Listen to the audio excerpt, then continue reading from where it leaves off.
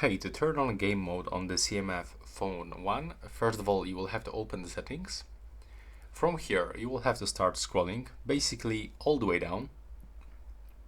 Now you will have to open system settings, then open game mode, and first we can get this game sidebar, so we can swipe sideways to bring up the game quick panel during the gameplay, but also we can go for the game list management.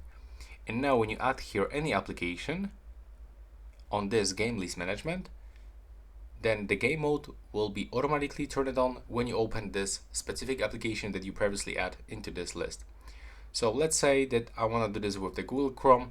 I will tap on it. Now this application appears at the top, and when I'm gonna turn on the Google Chrome, we should actually get the game mode to be turned on. So let's find out.